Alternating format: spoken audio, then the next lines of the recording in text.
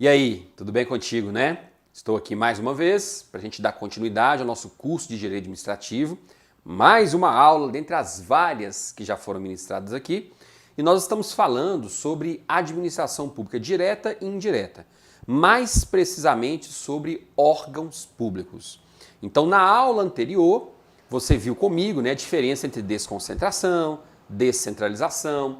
Eu falei para você também que as expressões desconcentração, órgãos públicos, ausência de personalidade jurídica, elas andam juntas. Então as bancas costumam muito misturá-las no momento de elaborar questões. Então você já está ciente disso, né?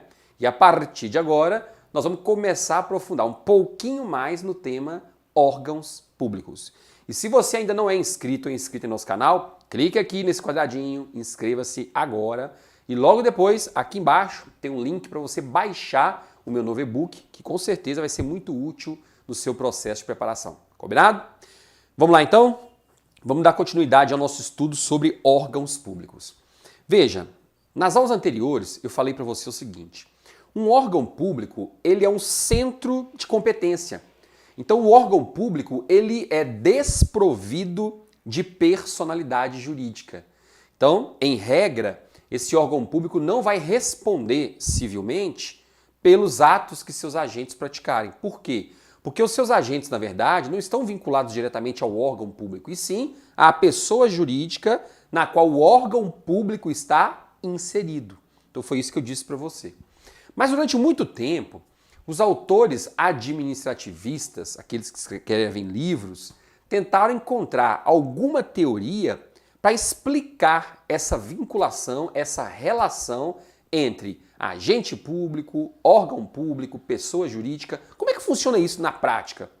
Como é que eu posso dizer hoje que quando um agente público pratica um ato, as responsabilidades civis em decorrência desse ato não são dele, e sim da pessoa jurídica a qual ele está vinculado? Como é que eu consigo explicar isso? Porque é uma coisa meio viagem, né? Porque se você, por exemplo, está dirigindo seu veículo e se envolve num acidente com outro particular, você é responsável. Se o particular quiser propor uma ação judicial pedindo reparação dos danos, ele vai propor essa ação contra você. Porque você estava dirigindo o veículo era seu, ponto final. Agora, quando a gente fala em administração pública, se eu sou um servidor, estou dirigindo o veículo da administração e me envolvo em um acidente de trânsito, causando prejuízos a um particular, esse particular vai propor ação contra o Estado. No meu caso, eu sou servidor da Justiça Eleitoral. Então esse particular deveria propor uma ação contra a União, porque a União é pessoa jurídica. O TRE não, o TRE é apenas um órgão. Tá entendendo? Então os autores buscaram criar teorias para explicar essa relação. Beleza? E aí nós vamos então conhecer essas três teorias que de vez em quando caem em prova. Claro que tem uma que cai com mais frequência, mas outras duas também de vez em quando são cobradas. Vamos lá. Olha só, primeiro, teoria do mandato. Aqueles autores que criaram a teoria do mandato alegavam que os agentes públicos atuavam em nome do Estado em virtude de uma suposta procuração fictícia que lhes havia sido outorgada por quem? Outorgada pelo Estado. Olha que coisa meio louca. É o seguinte, como é que eu vou explicar que quando um agente público pratica um ato prejudicial a um particular, é como se o Estado tivesse praticado esse ato? Como é que eu vou explicar isso? Bem, nós vamos explicar pela teoria do mandato. Como assim? Veja, é como se o Estado tivesse outorgado uma procuração ao particular, ao agente público. O agente público pode fazer isso aí no meu nome, tá? Pode dirigir esse veículo aí no meu nome. É como se o Estado tivesse outorgado uma procuração àquele agente público. Só que aí nós temos alguns complicadores. Porque olha só, se o Estado não tem mão, não tem braço, como é que o Estado vai assinar uma procuração, vai assinar um mandato, outorgando poderes para aquele agente público? Porque para ele ter recebido essa procuração, alguém deu a procuração. Mas o Estado não tem mão, o Estado não tem braço. Então ele não assinou a procuração. Tá ok? E ele também não falou, eu outorgo a você os poderes. Ele também não teve condições de falar isso. Ficou claro? Então essas foram as críticas que começaram a surgir. E aí a teoria do mandato perdeu credibilidade. Então hoje ela não é mais utilizada para justificar essa relação existente entre os atos praticados pelo agente público e o Estado. Então hoje ela não serve mais para explicar isso. Então se você encontrar em prova alguma questão sobre o assunto dizendo a teoria do mandato é que explica a relação existente entre os atos praticados pelo agente público e o Estado. Errado. Não é mais a teoria do mandato. Mas você tem que saber o que ela diz, porque de vez em quando as bancas cobrem prova. Somente a ESAF, o CESP, que são bancas que aprofundam um pouquinho mais, de vez em quando você encontra uma questãozinha sobre o assunto, tá? Então, a teoria do mandato está superada. Segunda teoria, teoria da representação.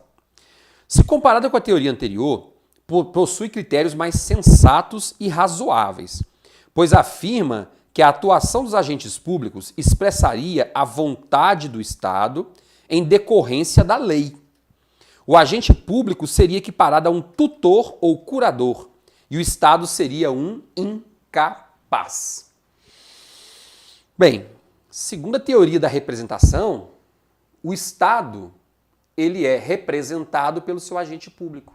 Por quê? Porque ele é um incapaz. É como se ele fosse um incapaz. É como se nós pegássemos, por exemplo, um menor com 16 anos, que é relativamente incapaz, ou um menor com 12 anos, que é absolutamente incapaz. Ele não tem os seus representantes para alguns atos? O absolutamente incapaz para todos os atos, né? Agora, o Estado também deveria ter o seu representante para que esse representante atue em nome dele.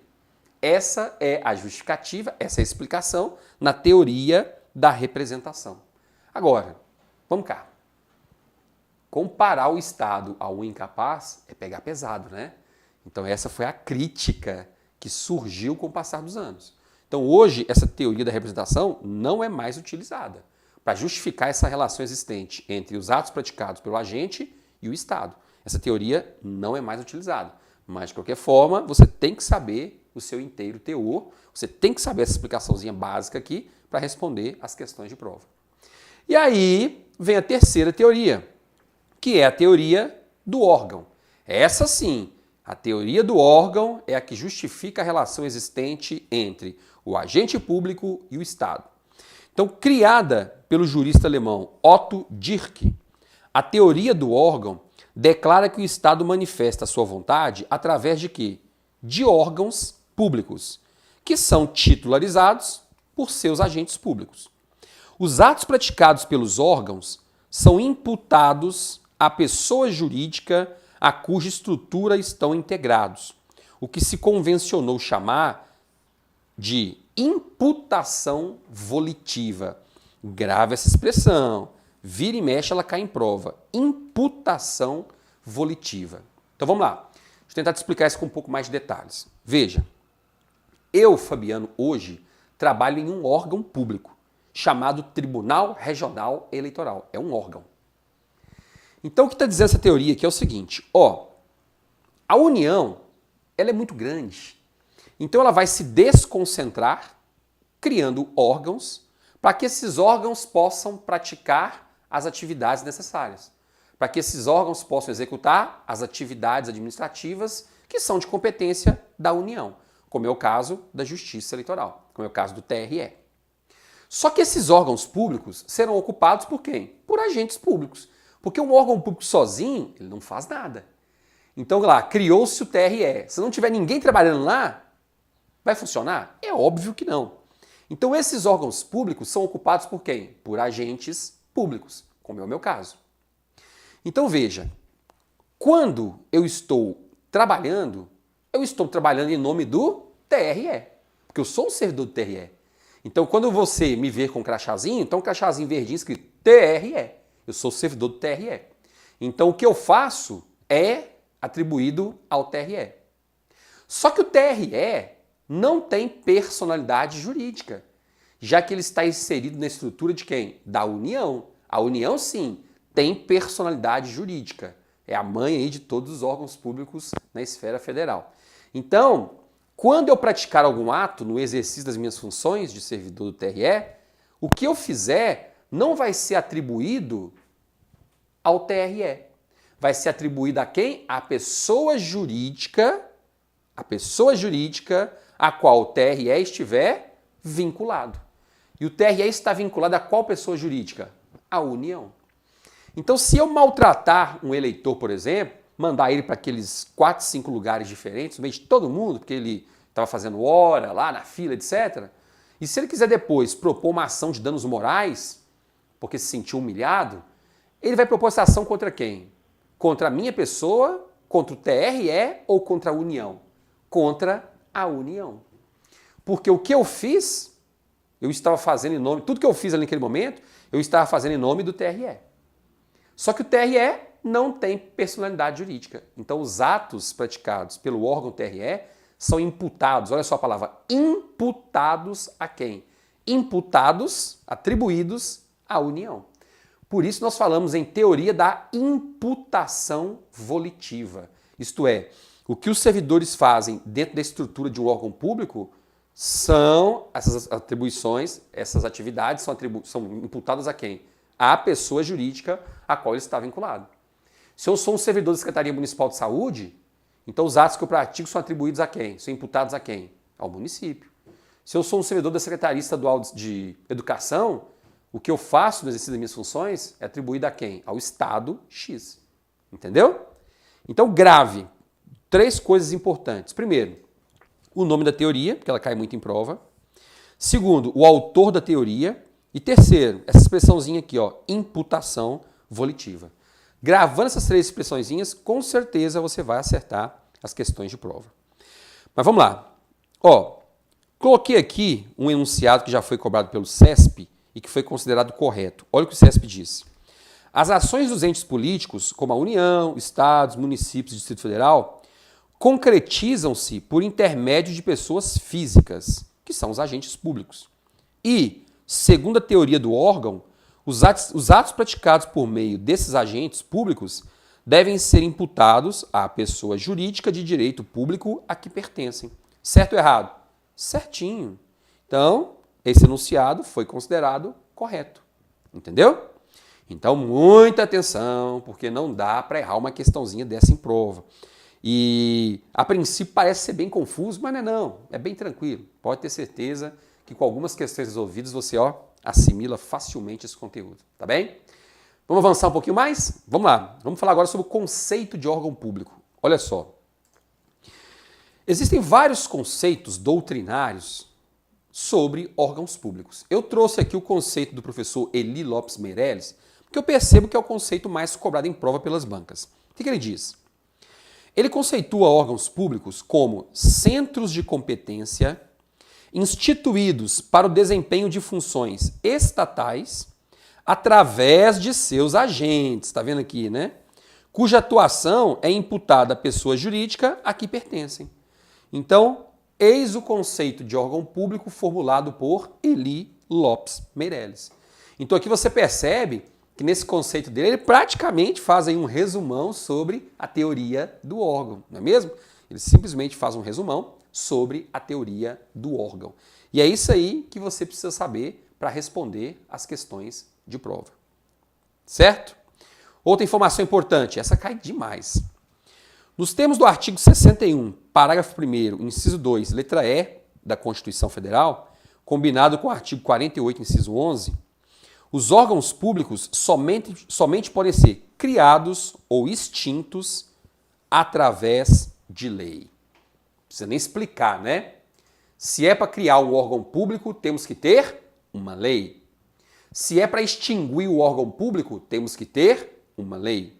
Falou-se em criação, falou-se em extinção de órgão público, temos que ter uma lei. Grave isso, temos que ter uma lei. Cuidado! Quando você vai fazer uma leitura do artigo 84, inciso 6º da Constituição, lá naquele dispositivo que fala sobre o decreto autônomo, já estudou isso, né? Pois bem, quando você vai fazer uma leitura do artigo 84, inciso 6º da Constituição, você percebe que a Constituição faz uma menção à expressão órgãos públicos. Só que lá, o que o artigo 84, inciso 6 está dizendo é o seguinte, o presidente da República, ele pode editar um decreto para reorganizar ou para organizar órgãos públicos. Ficou parecendo uma redundância, né? Então vamos usar uma outra expressão. O presidente da República, ele pode editar um decreto autônomo para regulamentar internamente o funcionamento de órgãos públicos. Pode fazer isso? Pode. Ele pode fazer isso. O que ele não pode fazer é criar ou extinguir órgãos públicos por decreto. Mas simplesmente normatizar internamente esses órgãos, ele pode. E assim acontece. Então, muita atenção.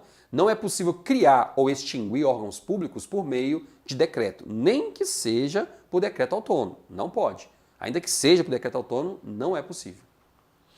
E aí, é justamente o que eu coloquei aqui, inciso 6º. A organização e o funcionamento desses órgãos pode ocorrer mediante a edição de decreto autônomo. Organização e funcionamento, criação não. Agora, quando não implicar aumento de despesa, nem criação ou extinção. Porque criação ou extinção de órgão público, você já sabe. Essa criação ou extinção tem que ser feita necessariamente por meio de quê? Tem que ser feita necessariamente por meio de lei. Combinado? Pois bem, esse era o recadinho de hoje e espero que você tenha compreendido muito bem o conteúdo. Por quê? Porque é um conteúdo que despenca em provas de concurso. Ok? E se você gostou do vídeo, se você entendeu o que foi exposto aqui hoje, dê o seu like agora, embaixo aqui, comente esse vídeo e principalmente divulgue nas suas redes sociais, porque isso é muito importante, que faz o nosso canal crescer cada vez mais. E esse é o nosso objetivo. Combinado? Tô contando com você, hein? Grande abraço e até a próxima aula. Tchauzinho.